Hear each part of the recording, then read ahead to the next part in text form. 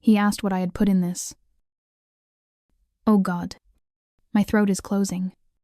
Mark stood in my kitchen, his hand clutching his neck in a gesture of pure theater.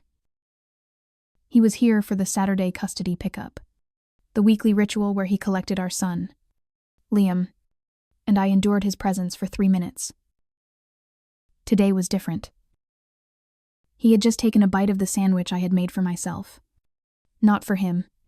And now he was performing a sudden, violent allergic reaction.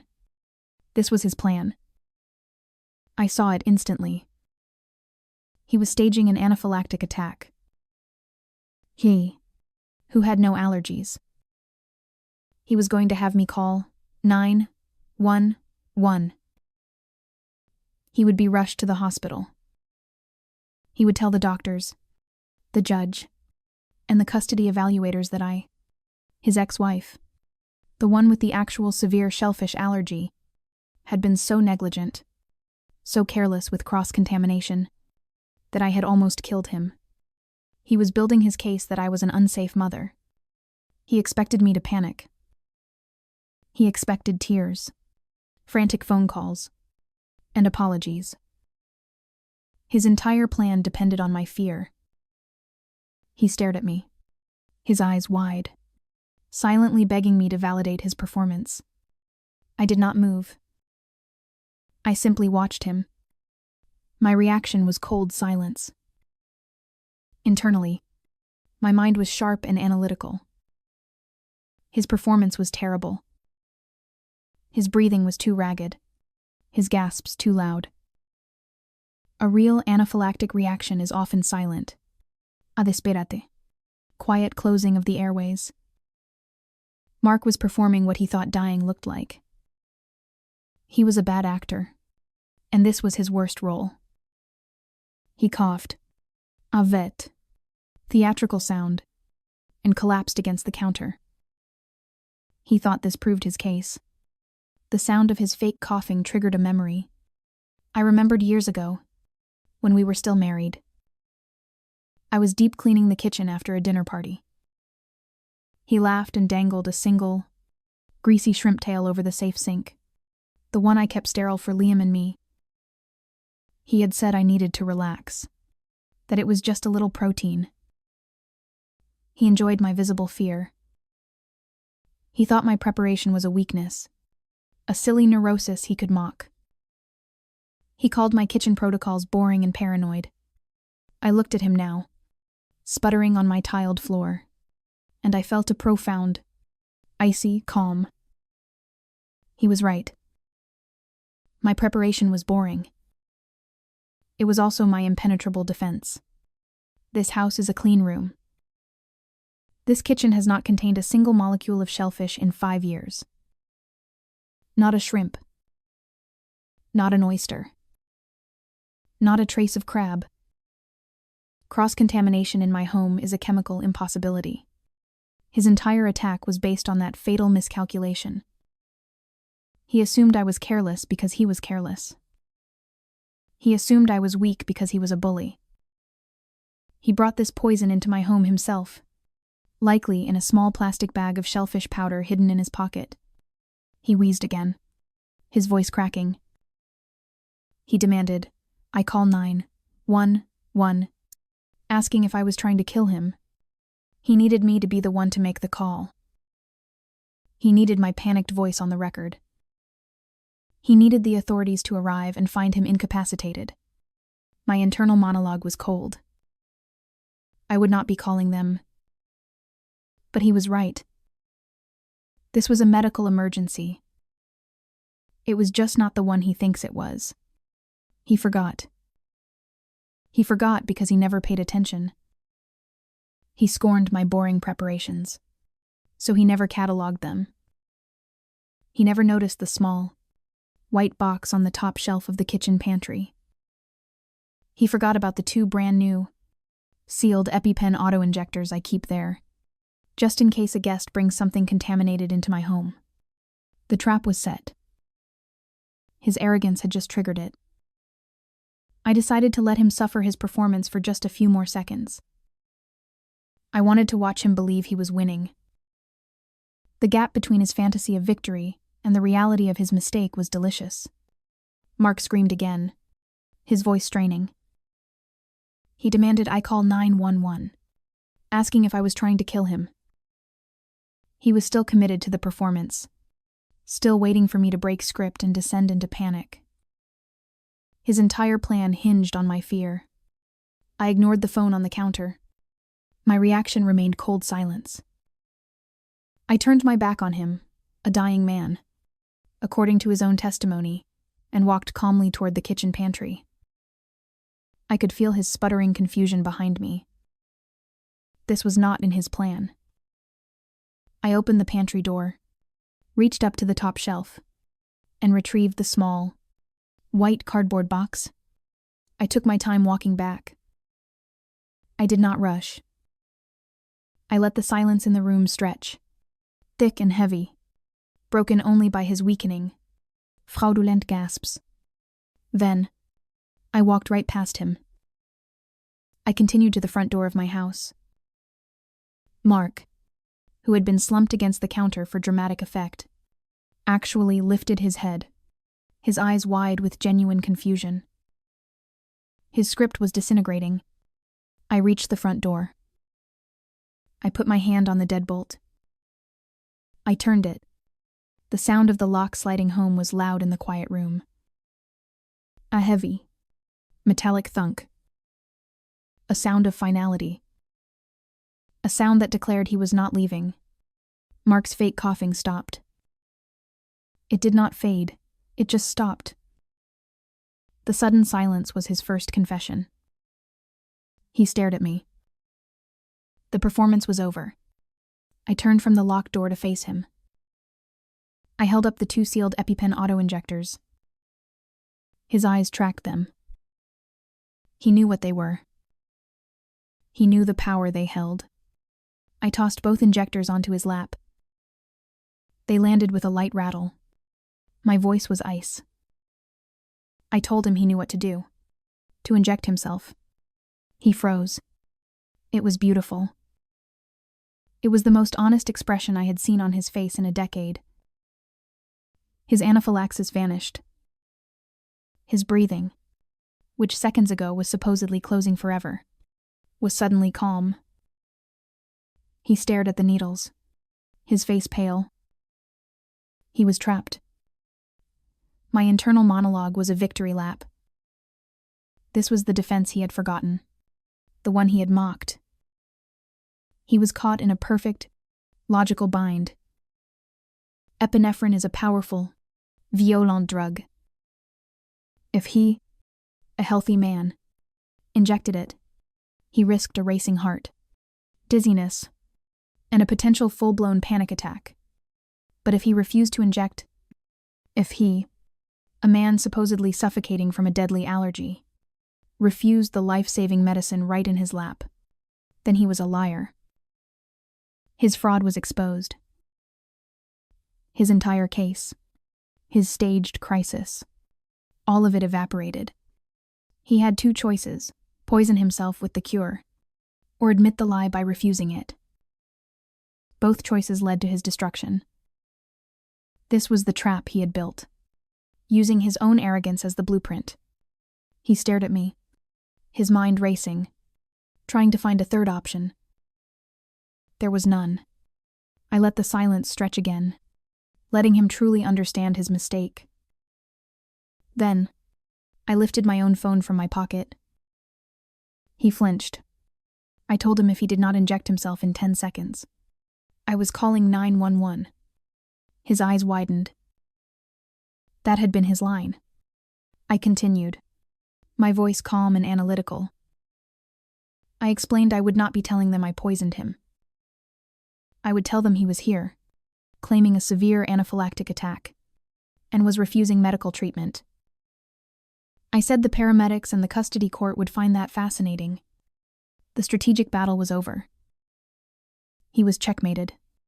Mark stared at the 2 auto-injectors in his lap. His face was a mask of calculation. He was trapped, and he knew it. My 10-second ultimatum was ticking down in the silent kitchen. The choice was simple, self-inflicted pain, or total humiliation. He did neither. Instead, a miracle occurred. His labored breathing, the desperate gasps for air, simply stopped.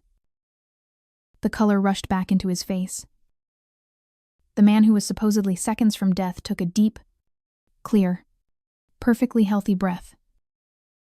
He sat up straight. The crisis was over. He stood up, brushing the sandwich crumbs from his expensive jeans. He looked at me, not with the panic of a victim, but with the pure, narcissistic rage of a king who had just been checkmated by a pawn. He snarled that I was crazy, that I had set him up and tried to trap him. My internal monologue was cold, analytical. It took him exactly 5 seconds. 5 seconds to go from dying of anaphylactic shock to being perfectly fine and furious. This was his confession. The speed of his recovery was more damning than anything he could have said. He had just proven my entire case. He was a fraud, and now he was a cornered animal. His miscalculation was twofold. He had underestimated my preparation, and now he was underestimating my resolve. He thought the game was over, and he could just storm out. He strode to the front door, his footsteps heavy with indignation. He grabbed the deadbolt. He twisted it. It did not budge. He pulled at it, his arrogance turning to confusion. He rattled the door. It was solid. He turned back to me, his eyes narrowing, and that is when he finally saw it. I was holding my phone. It was raised. The camera lens pointed directly at him, the small red light on the screen indicating it was recording. I had been filming since the moment he refused the EpiPens. His face drained of color again, but this time, it was not theater. This was real. This was the panic of a man who understood, too late, that his script had been turned against him. He was on camera, perfectly healthy, seconds after refusing life-saving medicine, trapped in the house he claimed had poisoned him. I told him he was not leaving yet. My voice was calm, almost bored. I said the door was locked. I told him to tell the camera again what happened, that he looked fine now, and to explain how he recovered so quickly. He lunged. It was not a desperate reach for the key. It was an assault. He crossed the room in 2 bounds and slammed his body into me, demanding I give him the phone. I anticipated the move. I held the phone high and tight to my chest, turning my body as he hit me. I let the momentum carry me backward, absorbing the impact as my back hit the drywall. The camera's lens never left his face. It was still recording. It captured the rage in his eyes, the violent set of his jaw, the raw panic of his attack. He saw he could not get the phone without a full-blown felony assault, and he finally backed off. He abandoned the phone and scrambled for the deadbolt. He fumbled with the lock, his hands shaking, his dignity gone. He finally ripped the door open and fled, stumbling down the porch steps without looking back. He ran to his car like a coward. The house was silent again. My reaction was cold silence. Internally, my mind was sharp and analytical. His performance was terrible. His breathing was too ragged. His gasps too loud. A real anaphylactic reaction is often silent. A desperate. Quiet closing of the airways. Mark was performing what he thought dying looked like. He was a bad actor, and this was his worst role. He coughed. Avet. Theatrical sound, and collapsed against the counter. He thought this proved his case. I pressed send, forwarding the video file to my custody lawyer with a simple, 3-word message. Emergency motion. Now, I sat alone in the silent kitchen, the deadbolt still locked, the faint ache in my back already fading into irrelevance. The only thing that mattered was the video file and the 3-word message I had sent to my lawyer. Diane. Emergency motion. Now. Diane's response arrived 2 minutes later, followed by a frantic phone call. She did not bother with pleasantries. She told me she had it. Her voice a sharp, professional staccato. She declared it magnificent, saying Mark had just signed his own death warrant. My internal monologue was satisfied. Calm. It was not a death warrant, it was a predictable consequence. Mark had believed that staging a health crisis was deniable. He believed that even if he failed, it would remain a civil matter. He said. She said, argument about my cooking. What he did not understand was that once I offered the EpiPens, the script flipped from a negligence trial to a fraud investigation, and the assault had sealed it. The video was clear. It showed his miraculous recovery from near death to full-blown rage in 5 seconds. It showed his verbal admission that he was trapped. Most damningly, it showed him violently striking me to protect his lie. Diane spoke quickly, outlining the legal ramifications, the very consequences I had anticipated. She said this was not just custody anymore. This was conspiracy to commit perjury, child endangerment by staging a crisis, and battery. She explained he attacked me, his ex-wife, in his attempt to escape a fraudulent claim in a custody matter. She said the judge would see that video and know he was an unstable danger to himself and Liam. I felt a surge of cold control. His miscalculation had been monumental. He had aimed a small, poisonous dart at my reputation and had instead stumbled into a legal minefield I had unknowingly pre-rigged. My meticulous life was now armed and pointing his way of life. I remembered the initial custody hearing 2 years ago. Mark was at his peak. He was the perfect, grieving father, charming and tearful. He spoke in low, controlled tones about my rigid scheduling and my obsessive cleanliness, portraying me as a neurotic, cold woman who was unfit to raise a sensitive boy. He used his performance to turn the judge's sympathy against me. He was smooth. He was believable. He made me feel exposed and desperate, struggling to defend my perfectly rational lifestyle against his masterful emotional manipulation. I looked down at the phone now. That smooth, charming facade was gone. What remained was the raw footage of his true self, a raging, violent narcissist. The judge would no longer see the martyr. They would see the attacker.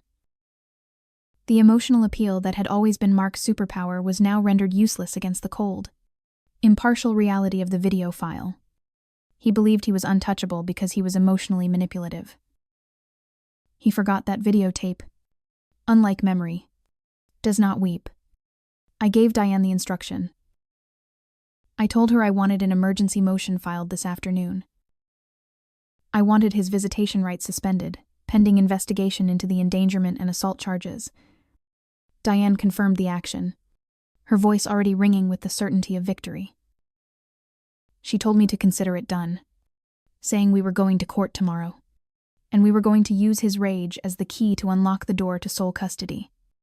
The video, Mark's great escape, was now the rope around his neck. The trap had not just sprung, it was now tightening its grip on his life, pulling him into the next stage of his self-destruction. The emergency motion was filed within the hour. The domino had fallen. The courts were now officially engaged against him. The emergency hearing felt less like a solemn court proceeding and more like an emergency room triage. We were there the very next morning, and the judge had little patience for drama. Mark sat across the courtroom, pale and sweating. He avoided my eyes, but his posture back straight, jaw clenched, was the final defense of his shattered pride. The fallout from the emergency motion had hit him hard, forcing him to face the immediate consequences of his rage.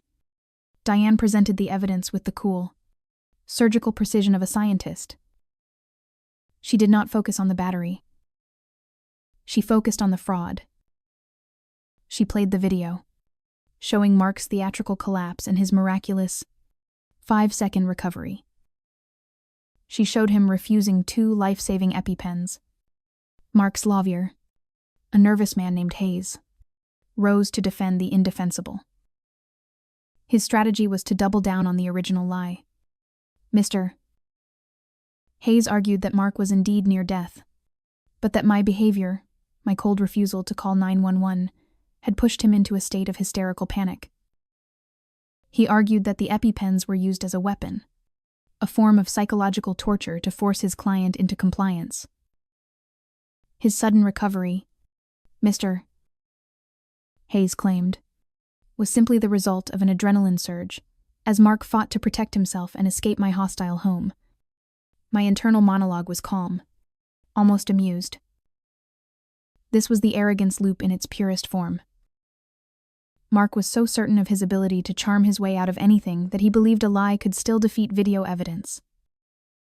He still thought the court would accept a dramatic, emotional explanation over the cold, hard proof of his instantaneous healing. His miscalculation was critical. He had attacked me, the person who actually has the severe allergy. He had tried to weaponize a medical truth that he, an outsider, did not respect. He still believed the performance mattered more than the procedure. The judge, a woman known for her methodical, no-nonsense approach, stopped Mr. Hayes mid-sentence.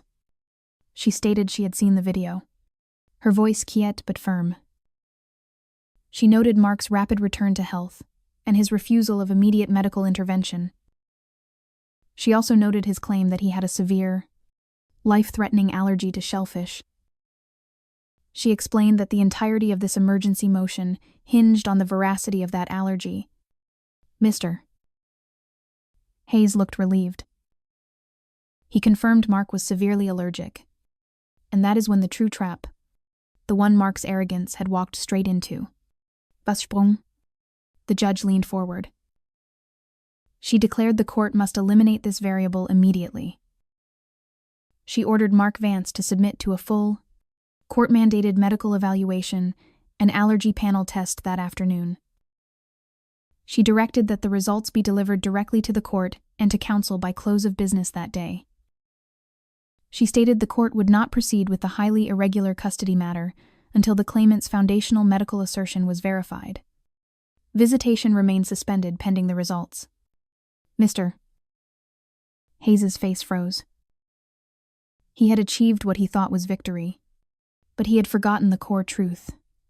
Mark had no allergy. The judge was not giving him an out. She was demanding proof of his lie. My internal monologue was smug. Mark's own weapon, the staged attack, was now being used to force a medical examination that would prove him to be a perjurer and a fraud. He had tried to use his body to lie, and the court was now forcing his body to tell the truth. It was perfect. The domino had fallen again. Mark's frantic defense had just paved the road to his next, undeniable round. We returned to the courtroom 24 hours later. The air in the room was heavier, thick with anticipation. Mark, looking visibly ill, sat at the defense table. The arrogance that had fueled him since the divorce had finally been replaced by genuine, debilitating fear. He was no longer worried about winning custody. He was worried about jail time. The fallout domino from the mandatory medical evaluation had landed squarely. Mark had spent the previous afternoon trapped in a clinic, submitting blood and skin to the very scientific truth he had tried to weaponize. The judge called the court back into session. Before she allowed anyone to speak, a young medical clerk presented the judge with a thick manila envelope sealed with red wax. It was the test result. The judge broke the seal with a slow, deliberate movement. She read the report, and the silence in the courtroom intensified, becoming a physical pressure. I watched Mark's lawyer, Mr. Hayes. His hand, resting on the table, was shaking visibly. Hayes knew. They both knew. The elaborate, dramatic lie that had initiated this entire sequence had failed. My internal monologue was satisfied. This was the moment I had prepared for 5 years ago. Not with evidence, but with a lifestyle. My cold, meticulous insistence on a shellfish-free environment, which Mark had always scorned as neurotic, was now scientifically validated. The system was about to confirm his fatal miscalculation. The judge lowered the document. She looked only at Mark, her expression devoid of emotion, simply bureaucratic. She announced that the court had received the full allergy panel report concerning the defendant, Mark Vance, regarding shellfish allergens. Diane presented the evidence with the cool, surgical precision of a scientist. She did not focus on the battery. She focused on the fraud. She played the video, showing Mark's theatrical collapse and his miraculous 5-second recovery. She showed him refusing 2 life-saving EpiPens. The results are negative. The judge stated that Mark Vance exhibited 0 sensitivity to any marine or crustacean allergens. She stated definitively that Mark Vance does not, and has never had, a shellfish allergy. The words landed not like a bomb, but like an executioner's axe, clean, swift, and final. I tossed both injectors onto his lap. They landed with a light rattle. My internal monologue was a deep, cold analysis of his failure. He had believed that the court system was susceptible to his charisma. He thought he could use the truth of my allergy as a protective shield for his lie. He did not realize that the system, once engaged, demanded verifiable proof. His arrogance had assumed that the medical truth was optional. The judge continued, shifting the focus from the civil custody dispute to the criminal reality. She stated that the court must now address a matter of severe concern. She pointed out that the court now had irrefutable video evidence that Mark Vance staged a life-threatening medical crisis in the presence of his child, and then committed battery against the child's mother, all while under oath claiming a condition that medical science proved to be false. She declared that Mark Vance had lied to the court in a sworn matter, which constituted perjury. She slammed her gavel down once. She ruled that Mark Vance's actions constituted contempt of court, perjury, and attempted endangerment of a minor. She granted immediate, full, and permanent custody of the minor child, Liam Vance, to the petitioner. Furthermore, she announced that the court was referring all evidence, including the video and the falsified medical claim, to the district attorney's office for investigation and prosecution of criminal battery and perjury charges. The judge stood up and walked into her chambers. The strategic victory was now total and public. Mark had lost custody, lost his freedom, and was now facing criminal charges that would destroy his reputation forever. The arrogance of his staged attack was officially documented as a criminal act. I looked at Mark one last time. He did not see me. He was huddled with Mr. Hayes, his hand now gripping his lawyer's arm. No longer the powerful, charming father, but a broken, defeated criminal. The perjury referral was the fallout domino that would guarantee his social and financial ruin. It was perfect. The courtroom silence that followed the judge's criminal referral was shattered by the frantic whisper of Mark's lawyer. Mr. Hayes. But the strategic battle was far beyond the courthouse now. The next domino was already falling outside the walls of the legal system. It was the social collapse, the inevitable consequence of being exposed as a fraud who had endangered his own child. Mark's network, his family, his business associates, the social circle that had always validated his charming, entitled persona, was based entirely on reputation and plausible deniability. Perjury and criminal battery are neither plausible nor deniable. They are facts. I collected Liam from my mother's house. Liam was already safe, tucked away, blissfully unaware that his father's attempt to frame me had just resulted in permanent sole custody for me. My internal monologue was focused on the destruction of Mark's social defense. He had built his identity on being the good guy, the successful salesman, the emotional, relatable victim. His entire life was a performance. He thought my meticulous documentation was boring.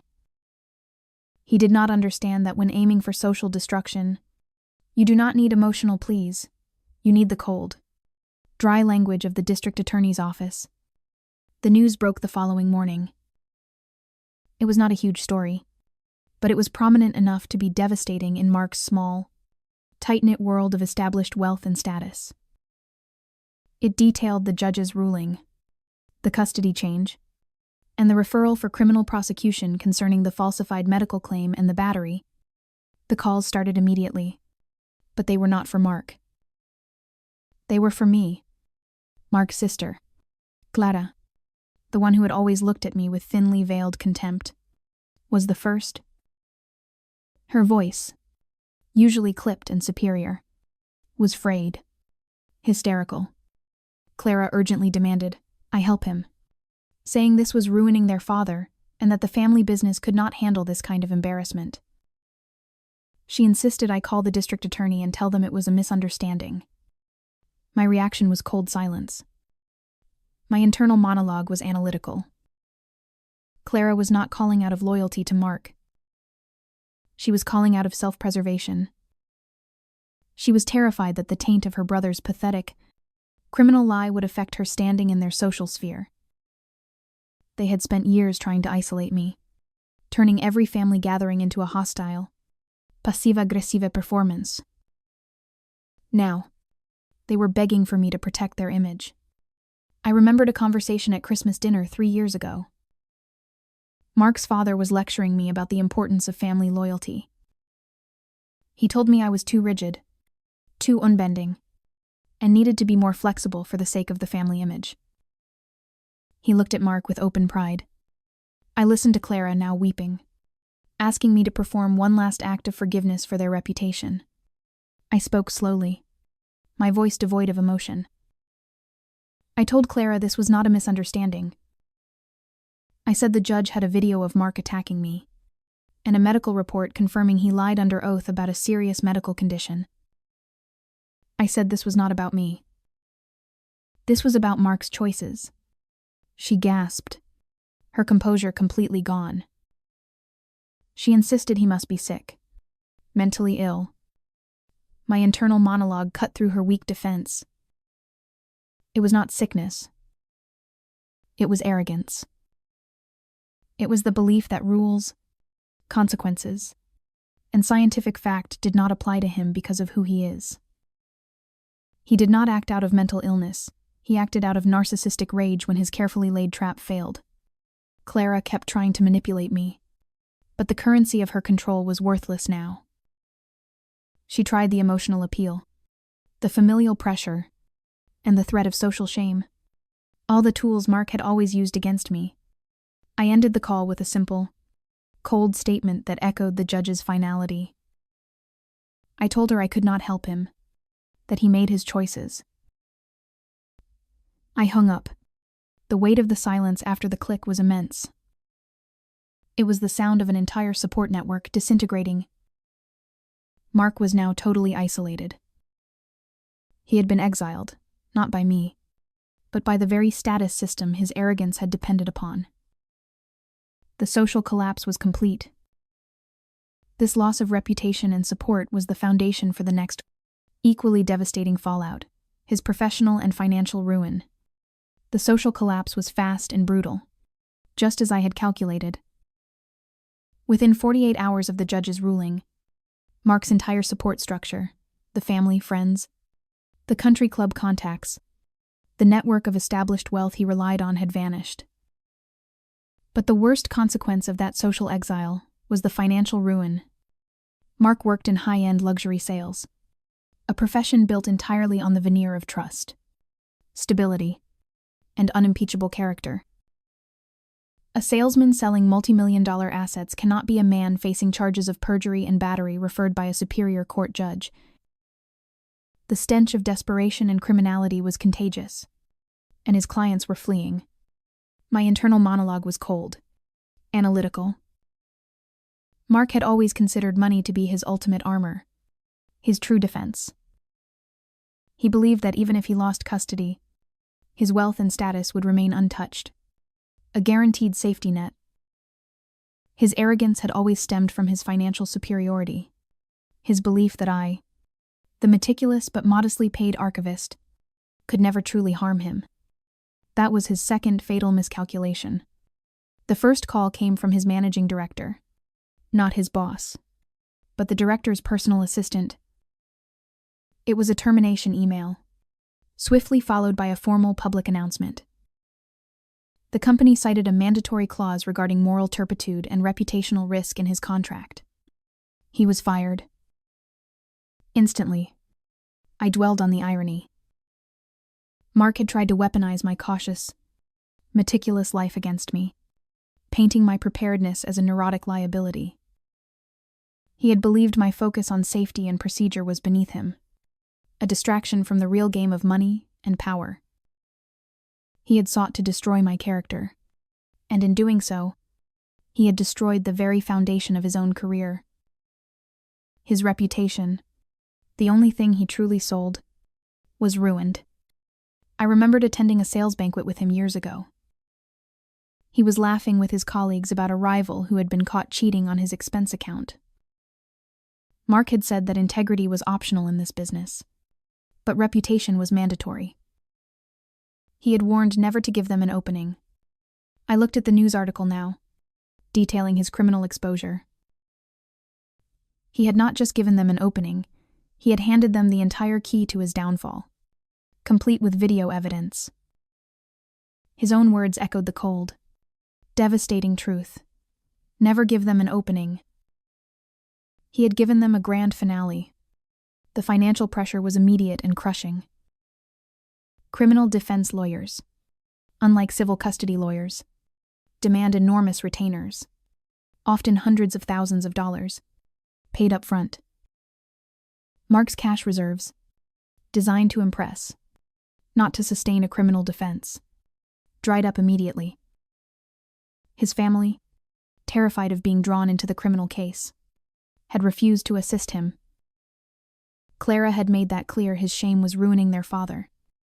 The next domino fell 2 weeks later. I received a notification from my attorney. Mark was listing his downtown luxury condo. My internal monologue was deeply satisfied. He was liquidating his assets. He was selling his pride, the opulent, high-status residence that symbolized his power, just to pay the men fighting to keep him out of prison. He had aimed to take my son. Now he was losing his home. He tried to gain assets by lying. He was now losing his own assets because of his truth. The arrogance was gone, replaced by desperation. He had tried to play the role of the infallible victor, but the consequence of his miscalculation was the total erosion of his financial life. He was broke, without friends, and without a job. He was a convicted perjurer in the court of public opinion, and soon, he would be a humbled defendant in a court of law. This financial devastation was the final, logical step before his total psychological surrender. He could not fight without resources, and he had just sold his future to pay for his past. The road to his final, broken plea deal was now clear. The final collapse was less dramatic than a courtroom reveal, and more pathetic than a desperate phone call. It came, not with a bang, but with a stiff, formal legal document from the district attorney's office. Mark was out of money. He was out of allies. He was out of options. His financial ruin in the previous weeks had eliminated his ability to sustain a high-stakes criminal defense. He took the plea deal. The terms were a final, humiliating concession. Mark pleaded guilty to misdemeanor battery and reckless endangerment, admitting to staging the health crisis. In exchange for avoiding jail time, he received 3 years of supervised probation, extensive community service, a massive fine to cover court costs, and a permanent restraining order, forbidding him from coming within 50 feet of me or my residence. My internal monologue was calm. This was not forgiveness, it was neutralization. The system, once engaged by his arrogance, had stripped him of every tool he once wielded: his status, his money, and his freedom of movement. He was now a registered offender, monitored by the state. His attempt to gain custody had resulted in him losing the legal right to ever approach his child unsupervised. He had lost the war by admitting his crimes. The arrogance that had led him to believe he could fake an allergy, attack me on video, and charm a judge had finally been broken by the cold reality of a bankrupt legal defense fund. I saw him again 6 weeks later. It was the first time since the assault.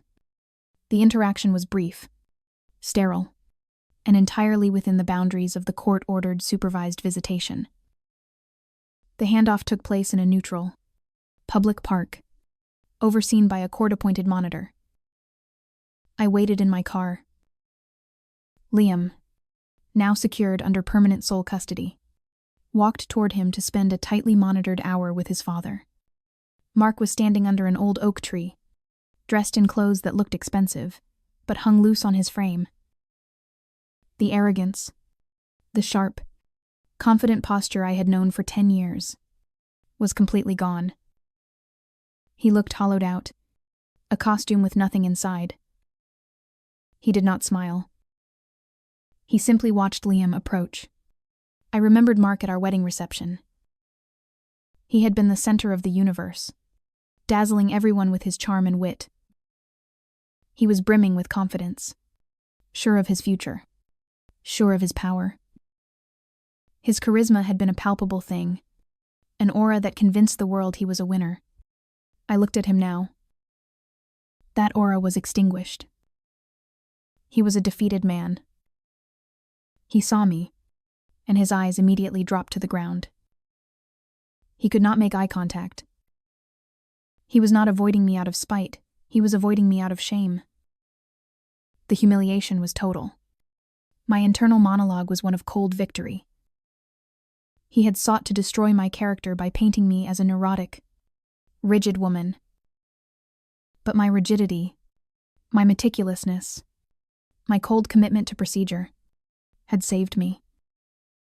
His narcissism, his need for dramatic flourish, had been his undoing.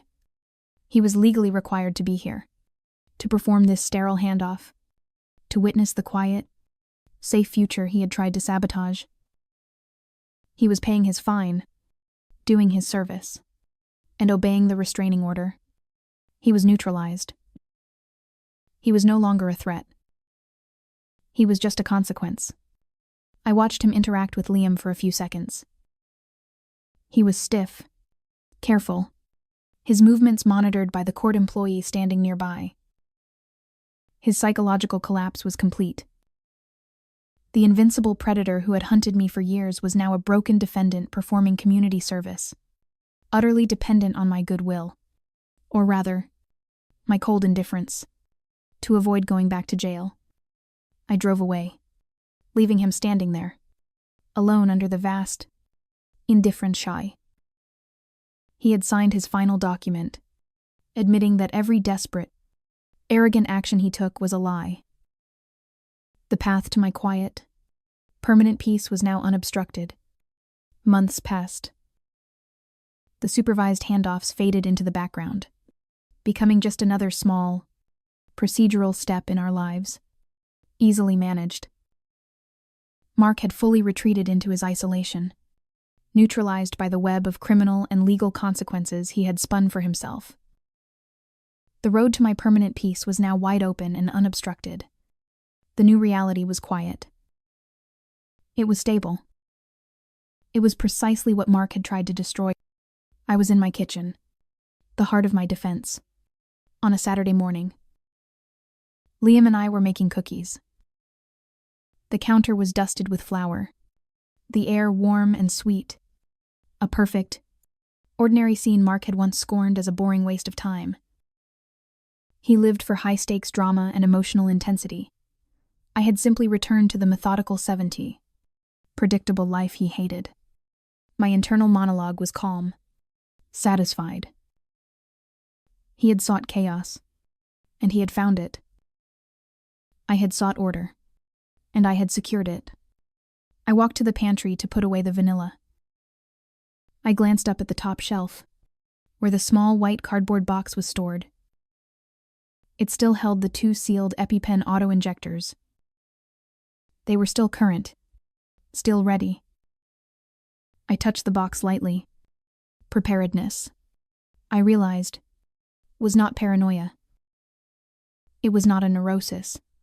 As Mark had claimed, it was peace. It was the absolute confidence that no matter what chaos or fraud he tried to introduce, I already had the answer. The defense was not built out of fear, it was built out of superior knowledge and meticulous procedure. He had tried to use a medical crisis to gain control, believing the dramatic performance would trump the boring fact. He never understood that the real power lay in having the correct documents, the clean medical evidence, and the necessary tools ready to deploy, long before the crisis began. His miscalculation was believing that drama, fueled by arrogance, could defeat pure, cold logic. Liam, standing on a stool next to me, held up a bag of chocolate chips. He asked if they were safe, reminding me we check the label. Right. He did not ask out of trauma. He asked out of habit. It was a rule, a procedure, like washing hands or locking the deadbolt. It was simply how we operated now. I smiled, a genuine, private expression that had no audience but my son.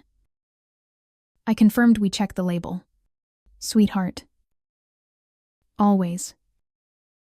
Because it is always smart to know exactly what you are dealing with. He nodded, satisfied, and poured the chips into the bowl. He nodded, satisfied, and poured the chips into the bowl. I thought about his humiliated look at the handoff, the shame in his eyes, the destroyed posture. He had wanted a spectacular teen, cinematic moment of victory, complete with my tears and a 911 call. He got a plea deal, 3 years of monitoring, and the cold, unyielding silence of a legal system that determined his worth was less than the cost of his retainer. He was right. My life was boring. It was a simple, logical, meticulously constructed deadbolt. And in his narcissistic, dramatic flair, Mark Vance ran straight into it at full speed and destroyed himself. The most boring traps are often the most effective. The quiet certainty of total control was the greatest victory of all.